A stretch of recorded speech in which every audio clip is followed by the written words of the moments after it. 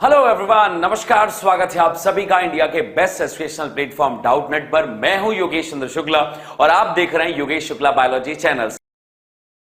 और ये वक्त है 12th बायोलॉजी लाइव का। तो स्वागत है आप सभी का आज के सेशन पे, जहां पर हम बात करेंगे आज एड्स के प्रकोप के विषय पे कि आखिर एड्स हमारे शरीर में कैसे क्या काम करता है। प्रीवियस क्लास में मैंने आपको एड्स के विषय पे बहुत सामान्य जानकारियां मैंने आपको दी थी। आज मैं जो जानकारी आप तक पहुंचाऊंगा वो सभी जानकारियां आपके लिए डिटेल्ड होने वाली हैं, ताकि एग्जाम में बोर्ड में आएगा तो हम कैसे बनाएंगे। तो एड्स का एक बहुत बड़ा भाग आज हम बात करने वाले हैं। आइए जानते हैं कि हमारे शरीर में क्या करता है।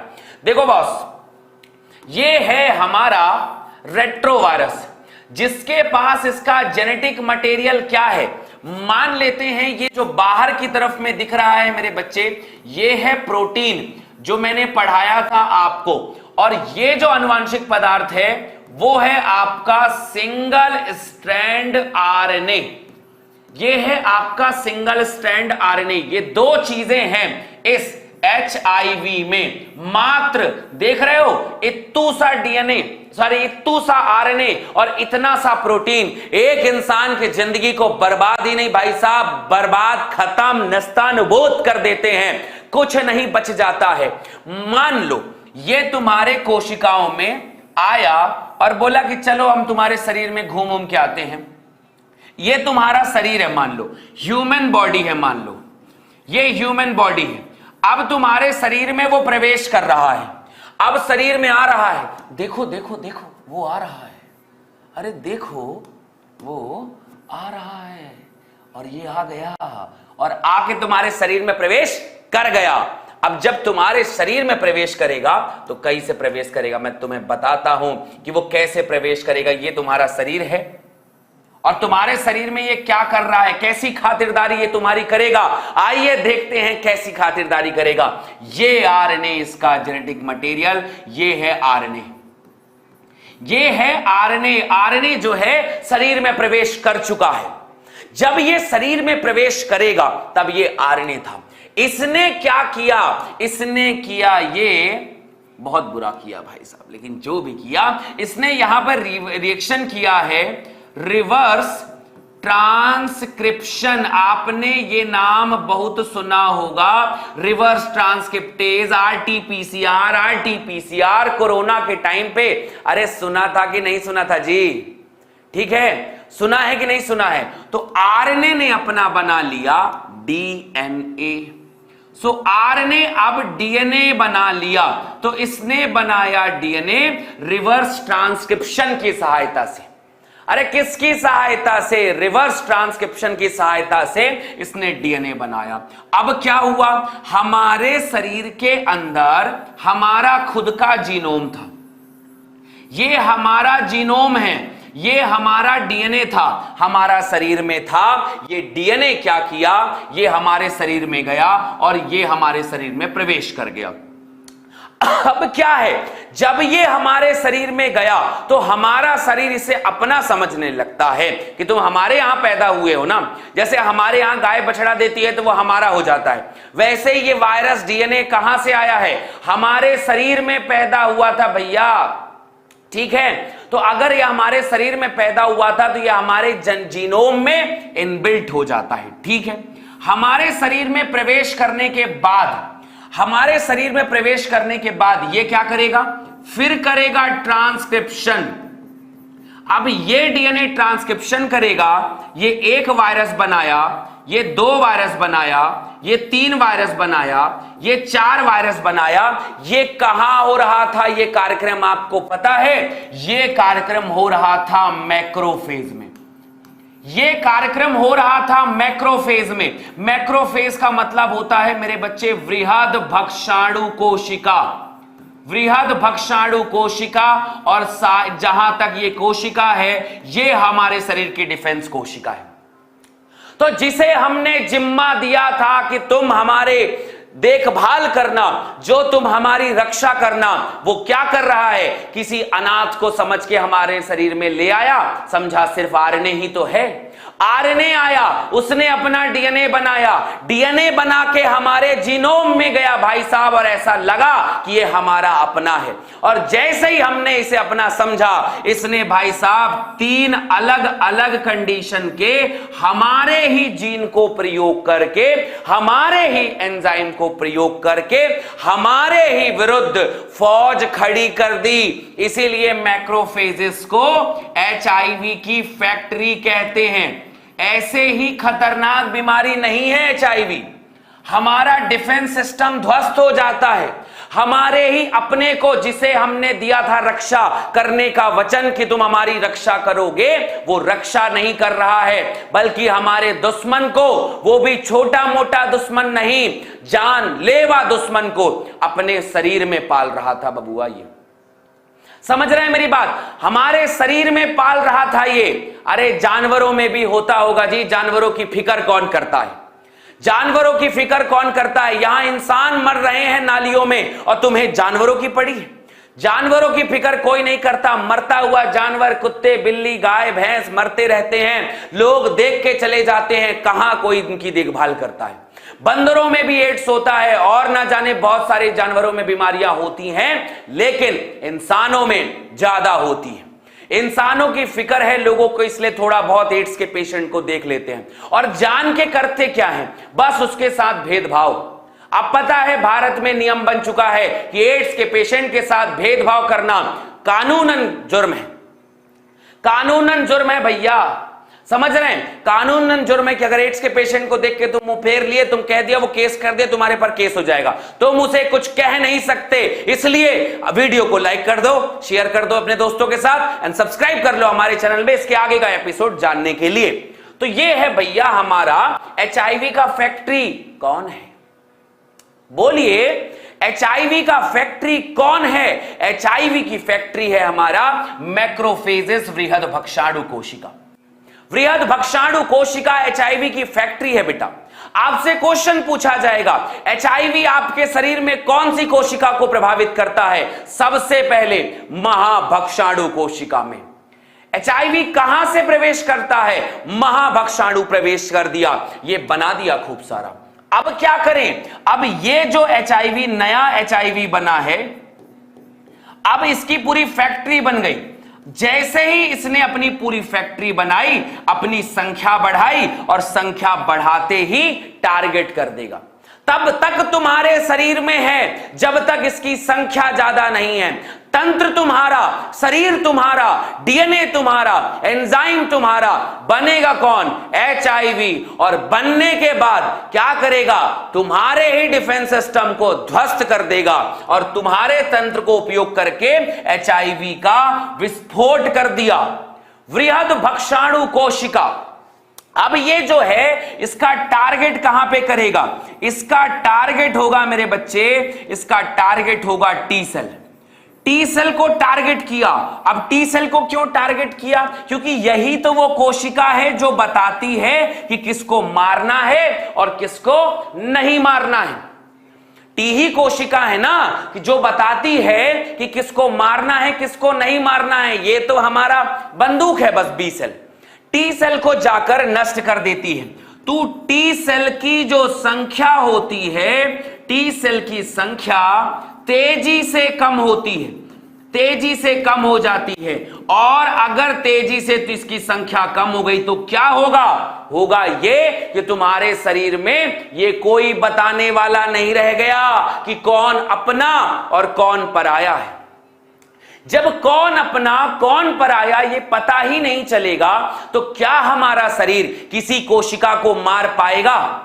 ईमानदारी से बताइए, जोर से बताइए, हां बोलिए कि क्या ये आपका शरीर जिसका डिफेंस सिस्टम ध्वस्त हो चुका है, निपट चुका है, आपका शरीर बिल्कुल भी ऐसे काम नहीं कर पाएगा कि वो किसे मारना है और किसे नहीं मारना है।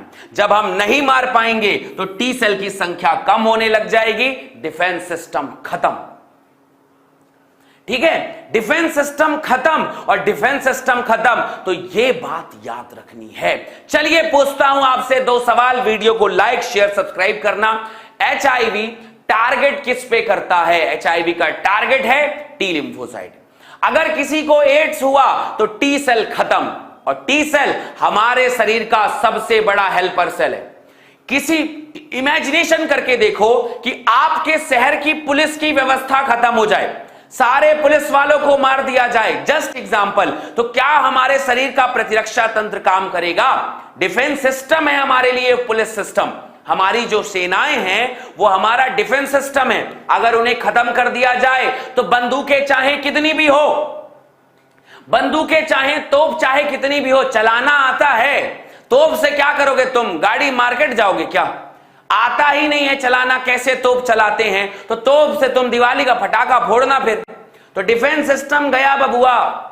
तो यही डिफेंस सिस्टम टी सेल मार दिया जाता है, और ये बनाता कौन है? हमारी खुद की मैक्रोफेजेस कोशिकाएं बनाती हैं, और ये बीमारी बहुत भयावह है जनाब। एड्स कहते हैं इस बीमारी को। समझ में आया? कमेंट सेक्शन पे जोरदार रोर होना चाहिए कि yes sir we got it, कि हम समझ गए कि ये बीमारी कहां टारगेट करती है और कैसे टारगेट करती है। तो पहला सवाल, अगर हमारे शरीर में प्रवेश कर गया तो सबसे पहले वृहद भक्षाणु कोशिका मैक्रोफेजेस में प्रवेश करेगा, मोनोसाइट में प्रवेश करेगा। शुक्ला जी, इलाज संभव नहीं है। इसलिए संभव नहीं है कि जब तक हम इसे समझते हैं कि इसे ऐसा मारा जाए, तब तक ये अपने आप को बदल लेता है। जब तक हम इसको, और मारेंगे किसके खिलाफ? हमारे ही डीएनए तंत्र को उपयोग करता है। तो क्या हम अपने डीएनए तंत्र के खिलाफ काम करें? अगर हम उसके आनुवांशिक पदार्थ को मारते हैं तो हमारे शरीर को भी नुकसान पहुंचता है, और जब तक हम उसे समझते हैं तब तक वो अपने आप को बदल लेता है। बहरूपिया है जनाब। यह उसी की तरह है कि वो आत्मा है जो एक शरीर को अगर बांधो तो दूसरे के ऊपर, दूसरे को बांधो तो तीसरे के ऊपर, तीसरे को बांधो तो चौथे के ऊपर, सबके ऊपर ऐसे ही जाता रहता है, सबके ऊपर ऐसे ही जाता रहता है। समझ रहे हैं बंधु? तो अगर ये हमारे शरीर में प्रवेश किया, जहां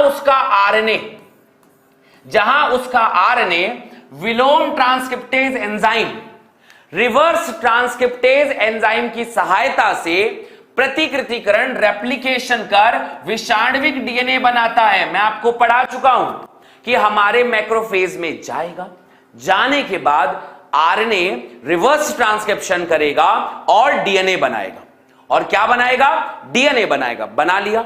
डीएनए बनाने के बाद हमारे डीएनए में प्रवेश कर जाएगा। हमारी जो मैक्रोफेज के अंदर जो डीएनए है उसमें प्रवेश कर जाएगा, और उसमें प्रवेश करने के बाद विषाणु कण पैदा करने का निर्देश देता है। मतलब तंत्र हमारा, डीएनए हमारा, और आदेश कौन दे रहा है? वो डीएनए। समझ रहे हैं कितनी खतरनाक स्थिति है?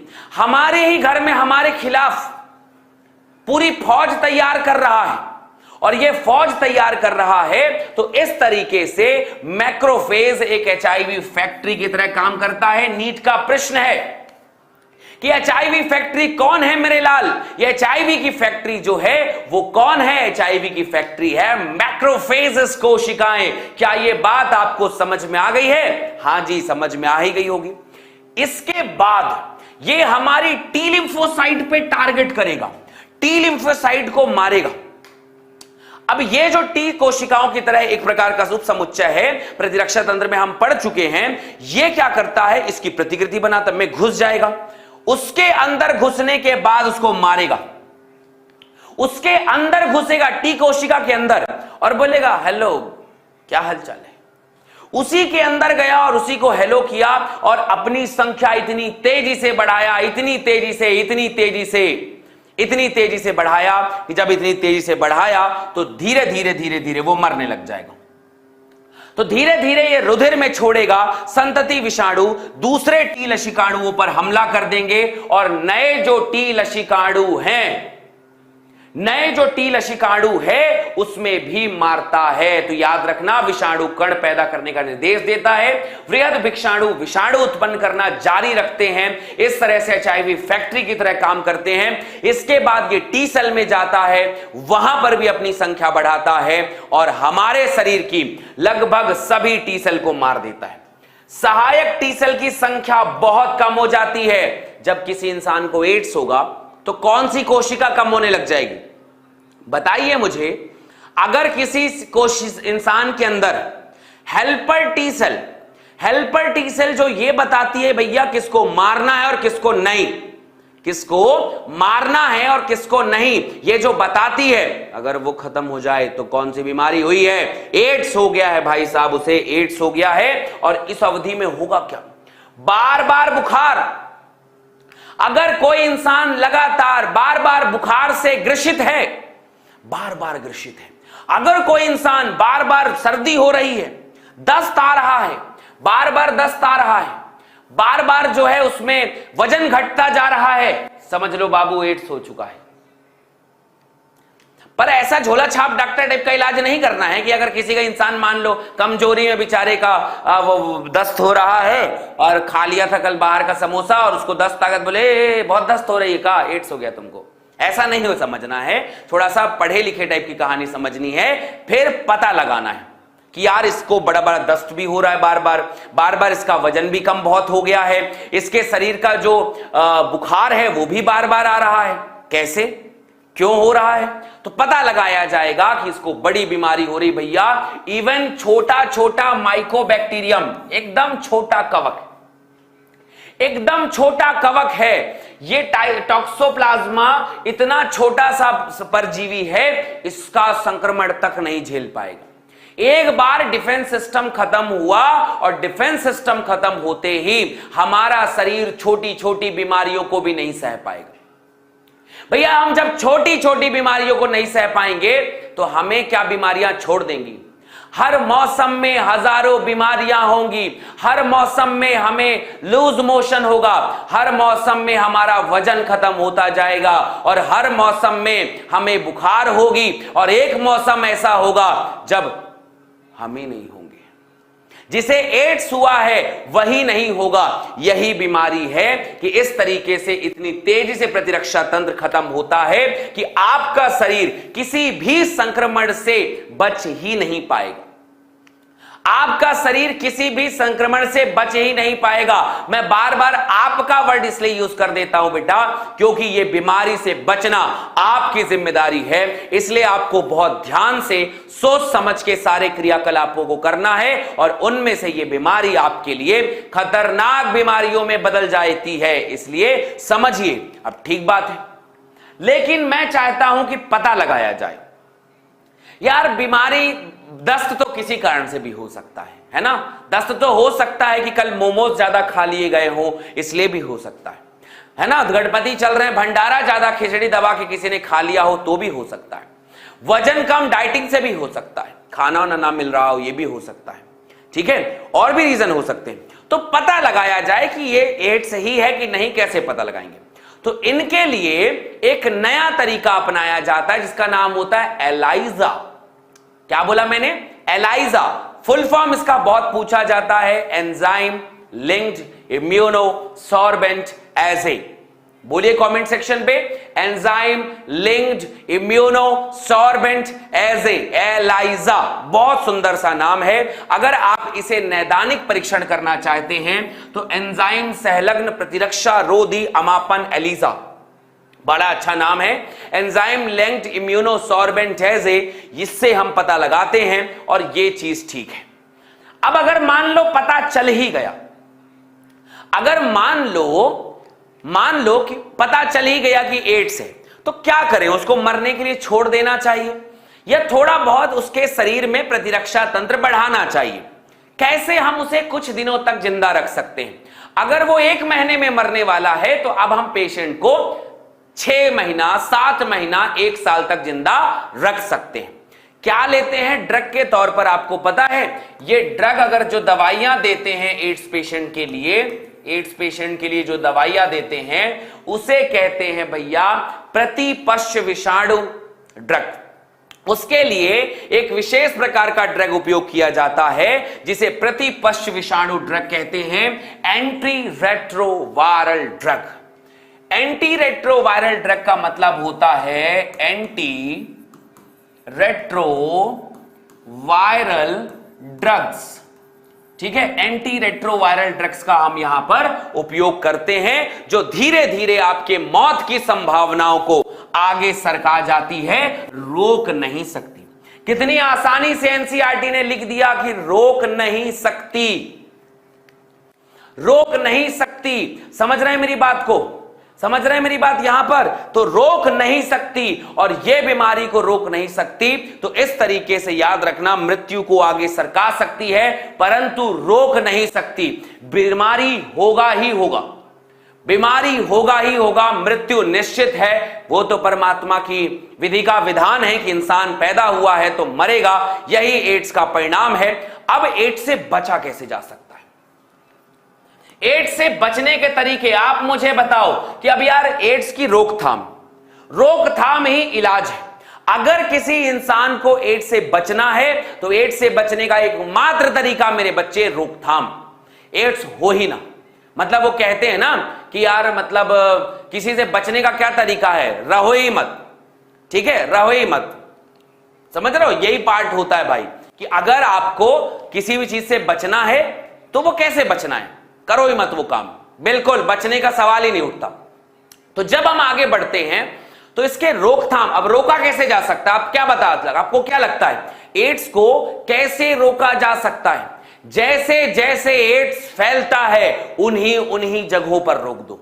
तो सर्वाधिक उत्तम उपाय है कि जैसे जैसे एड्स फैलता है वैसे ही अगर एड्स को रोक दिया जाए तो एड्स फैलने से बच सकता है। आपको क्या लगता है कैसे रोक सकते हैं? सबसे पहले सचेतन व्यवहार पैटर्न फैलाता है, ना कि न्यूमोनिया टाइफाइड की तरह अनजानों में। तो इसके अलावा एचआईवी संक्रमण सचेतन व्यवहार पैटर्न के कारण फैलता है, ना कि न्यूमोनिया टाइफाइड की तरह अनजाने में। कहने का मतलब यह है कि भैया एड्स जब फैल रहा है तो ऐसा नहीं है कि हवा से उड़ते हुए आएगा, बोलेगा हो एड्स हो गया तुमको, आज के बाद हवा हो गया, आज के बाद तुम एड्स के शिकार। तुम्हें टाइफाइड की तरह खाने से नहीं आएगा, तुम्हारे न्यूमोनिया की तरह हवा से नहीं आएगा। हवा, पानी, भोजन, इन सब से एड्स नहीं फैलेगा। जब एड्स फैल रहा होगा उसके कारण तुम्हें दिख रहे होंगे, तुम्हें पता चलेगा कि किस इंसान से आया है, कैसे आया है, क्योंकि तुम्हारा सचेतन है, तुम्हारा दिमाग काम कर रहा होगा।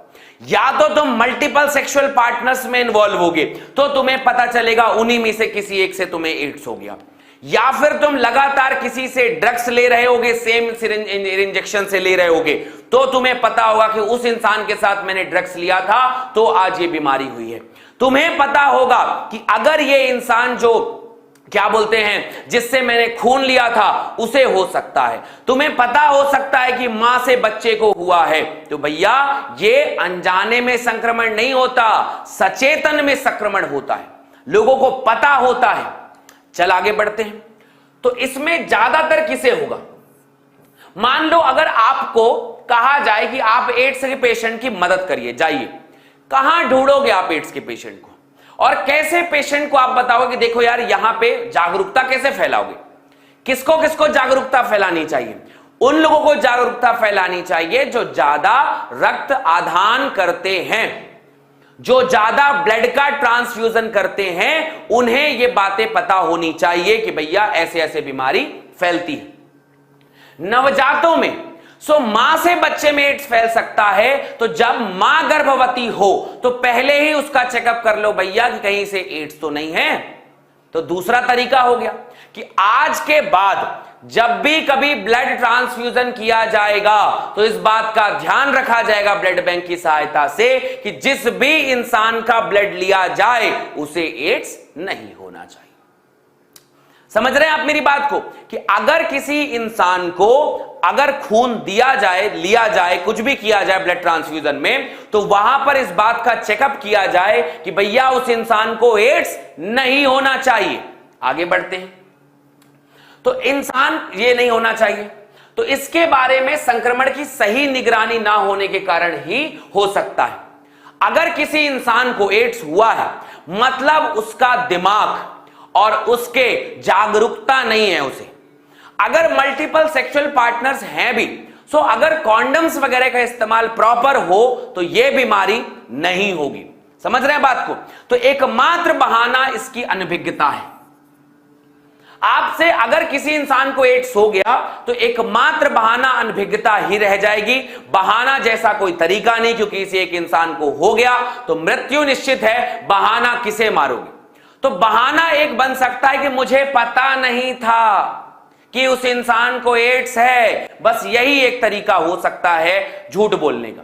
बाकी तरीकों पे तो भैया तुम कुछ कह ही नहीं सकते। तो अगर तुम्हें नहीं पता है तो पता करो, क्योंकि एक बार एड्स हो गया तो भैया जिंदगी खत्म है फिर उसके बाद। तो लेकिन कहावत बिल्कुल सही है कि अज्ञानता के कारण मत मरो।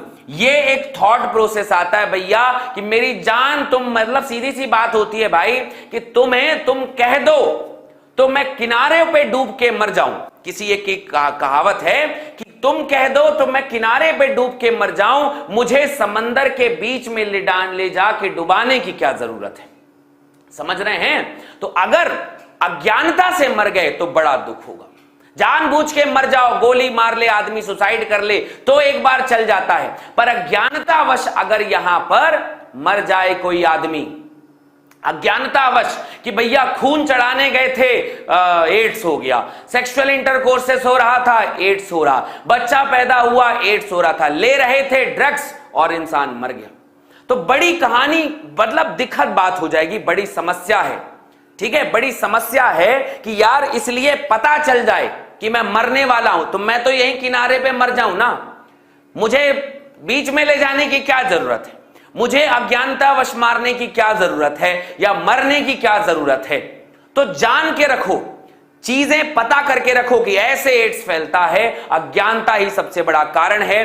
देश में एक संस्था है, देश में हमारे एक संस्था है जो काम करती है एड्स के लिए। एक संस्था है जो काम करती है एड्स के लिए, ताकि भारत में एड्स ज्यादा ना फैले, लोगों के अंदर जागरूकता हो। उसे अपन कहते हैं National AIDS control Organisation, Control Board या ऑर्गेनाइजेशन, जिसे अपन कहते हैं नाको। उसका नाम है मेरे बच्चे नाको। नाको क्या है? National AIDS control board organisation, NACO, NACO, national AIDS control organisation. Organisation का नाम क्या है? नेशनल एड्स कंट्रोल ऑर्गेनाइजेशन इसका नाम है। यह संस्था काम करती है। क्या काम करती है? एड्स के बारे में जाके लोगों को बताना। किसको बताना? किसको बताना? अब एक बात बताओ, किसको बताया जा सकता? और मैं तुम्हें क्यों बता रहा हूं? मैं तुम्हें इसलिए बता रहा हूं कि तुम हो इस भारत का भविष्य, तुम ही हो जो विश्व के ज्यादातर लोगों के संपर्क में हो। एक टीचर एक रूम के अंदर बंद है और कुछ लोगों के ही संपर्क में है, सबसे ज्यादा संपर्क में है मेरे बच्चे। तो अगर मैं बच्चों को पढ़ा दिया तो हर घर का बच्चा पढ़ रहा है मुझसे, तो हर घर में ये जानकारी पहुंच गई। जब घर घर में जानकारी पहुंच गई तो मरेगा कौन? एड्स किसको होगा? किसी को नहीं। मैं जब पढ़ा रहा हूं तो ये मान रहा हूं कि बेटा तुम इस देश का भविष्य हो और तुम्हें ही पढ़ाना सबसे ज्यादा जरूरी है। मैं किसी पर्टिकुलर एरिया में जाके बताऊंगा तो कुछ लोगों को ही पता चलेगा, पर तुम्हें बता दिया तो सबको पता चल गया।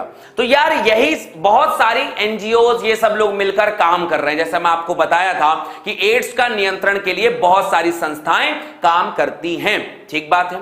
तो एचआईवी को फैलने के लिए विश्व स्वास्थ्य संगठन भी काम करता है, वर्ल्ड हेल्थ ऑर्गेनाइजेशन भी काम करता है। और ये जो काम है, रक्त बैंकों के रक्त को एचआईवी से मुक्त करना। पहला काम क्या है कि अगर इस दुनिया के जितने भी ब्लड बैंक हैं उसमें एड्स का चेकअप मैंडेटरी है, कंपलसरी है कि होना ही चाहिए। अगर एक भी पेशेंट उनकी गलती से मरा तो उनका बैंक बंद हो जाएगा, मर्डर का केस लगेगा अलग। तो ब्लड बैंक अगर किसी इंसान ने खोला है तो उस ब्लड बैंक में जितने भी रक्त आ रहे हैं और जा रहे हैं उसमें यह फिक्स होना चाहिए कि उसे एड्स ना हो, उसे एड्स ना हो। अब जब एड्स ना हो तो निजी अस्पताल और सार्वजनिक अस्पतालों की क्लिनिक में केवल प्रयोज्य यानी डिस्पोजेबल सुई का ही उपयोग होना चाहिए। मतलब ये फिक्स किया जाए, ये दुनिया को निर्देश दिया जाए कि आज के बाद किसी एक इंसान ने एक सुई का उपयोग दोबारा नहीं करना है। अगर किसी इंसान ने एक सुई का उपयोग कर लिया, तुरंत एक ऐसा यंत्र लाया जाता है, रखा रहता है उनके पास में, जिसमें वो तुरंत सुई को डाल देते हैं और वो सुई वहीं पर डिस्पोज हो जाती है। अब परमानेंट बड़े दिनों तक चलने वाले इंजेक्शन का उपयोग नहीं किया जाता है।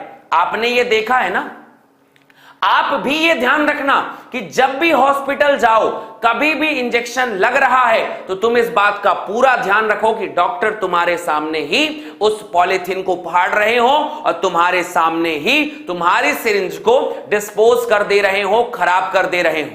अगर ऐसा नहीं हो रहा है तो एड्स का खतरा बढ़ता है। ना सिर्फ एड्स बल्कि कोई भी बीमारी, ये एक आदत है। मान लो एक डॉक्टर 100 पेशेंट का ऐसा काम करता है कि वो उसके डिस्पोज कर देता है। मान लो 2 लोगों का नहीं किया और वही 2 लोग जो है एड्स के शिकारी निकले, तो क्या होगा? इसलिए कभी भी इस बात का पूरा ध्यान रखना है कि वो एक मामले में भी एड्स हो सकता है, एक मामले में भी एड्स हो सकता है। इसलिए एड्स से बचने के लिए सुरक्षा मतलब वो सावधानी हटी और दुर्घटना घटी। तो इसलिए भैया नजर एकदम लक्ष्य पे होनी चाहिए कि आज भैया मरना नहीं है हमको, ठीक है। सिरिंज का ही काम में लाया जाए, इसकी व्यवस्था करना। इसके अलावा बॉस, कॉन्डम का मुफ्त वितरण, ठीक है। कंडोम मुफ्त वितरण कहां करना है भैया?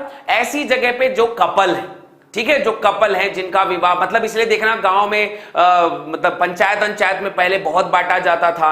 जगह जगह जो दुकान हुआ करती थी वहां पे फ्री में दे दिया जाता था कि इसे रख लिया जाए, इसे बांटा जाए। इसके अलावा जो प्रोस्टिट्यूट इलाके होते, जो रेड लाइट एरिया होते हैं, वहां पर फ्री में कॉन्डम दिया जाता है। बहुत सारी एनजीओज वहां पे फ्री में कॉन्डम बांटती, क्योंकि प्रोस्टिट्यूशन को तो बंद नहीं कर रखते बहुत सारी जगह, तो वहां पर जो है वहां पर दिया जाता है कि भैया जाओ, ठीक है, जाओ वहां पर देकर जाओ, ठीक है, और वहां पर फ्री में बांट दो। लोग यूज ना करें तो फ्री में बांट दो। तो इससे क्या होगा, कुछ हद तक लोगों के अंदर अवेयरनेस आएगी और ये अवेयरनेस जो होता है, ठीक है, तो इस तरीके से ये पॉइंट बनता है। इसके अलावा ड्रग्स के कुप्रयोग को नियंत्रित करना। अब ऐसा तो नहीं कर सकते कि सिरिंज लेकर बोले कि हे बाबू ड्रग्स जो है ना अलग अलग लो यार, एक काम करो, ड्रग्स ले रहे हो, बहुत अच्छा काम कर रहे हो, चलो 2 ड्रग्स लो। भैया देखो, सेक्सुअल इंटरकोर्सेस को तो नहीं रोका जा सकता इस दुनिया में, रक्त आदान को तो नहीं रोका जा सकता, ये 2 तो चीजें बहुत कॉमन है, होगा ही होगा ये तो, ठीक है। और कौन इंसान किसके साथ सेक्सुअल इंटरकोर्सेस कर रहा है ये उसकी पर्सनल मर्जी है, उसका जिम्मेदारी है कि वो क्या करता है। तो इसमें भी कुछ बहुत बड़ा हम इंटरप्शंस नहीं डाल सकते, व्यवधान। लेकिन भैया ड्रग्स लेना तो भारत में गैर कानूनी है ना, तो क्या हम उनको जाके बोलेंगे कि यार ये देखो ये ड्रग्स है तो तुम ड्रग्स ले रहे हो, तुम्हारे अंदर इतनी गरीबी है कि तुम एक ही सिरिंज में ड्रग्स ले रहे हो, नहीं मुन्ना मैं तुम्हें सिरिंज एक और देता हूं, क्या हम ऐसा कहेंगे? बिल्कुल नहीं। ड्रग्स को बैन लगा देना चाहिए। ड्रग्स का उपयोग इस दुनिया में जो हो रहा है उसे रोक देना चाहिए, ठीक है। दवाइयां, बहुत सारे सेडेटिव मेडिसिन, ड्रग्स, कोकीन, अफीम, चरस, गांजा, दुनिया भर की जो चीजें हैं इस पे बैन लगा हुआ भी है और ये फिर भी विश्व में बिक रहा है। तो इस पे पूरा ये उपाय करना चाहिए कि ये जो बिक रहा है थोड़ा बहुत वो भी ना बिके और वो बचा रह सके। इसके अलावा सुरक्षित यौन संबंध की सिफारिश करना। सुरक्षित यौन संबंध का मतलब होता है कि भैया देखो सेक्सुअल इंटरकोर्सेस बहुत कॉमन है, मैथुन तो होगा ही, संभोग तो होना ही होना है। अब होगा ये तो किसी इंसान को क्या समझाया जा सकता है कि भैया जब ये हो तो सुरक्षित यौन संबंध हो।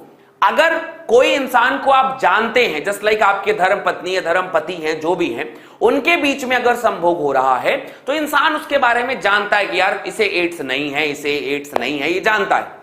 पर अगर कोई इंसान अननोन है, जिसे नहीं पता, क्योंकि इस दुनिया में ऐसी बहुत सारी ऐसी कंडीशंस होती हैं जहां पर अननोन पर्सन से भी लोग जो है सेक्सुअल इंटरकोर्सेस करते हैं, तो ऐसे केस में जिस इंसान को नहीं जान रहे हैं उस इंसान से सेक्सुअल इंटरकोर्सेस अवॉइड करना चाहिए।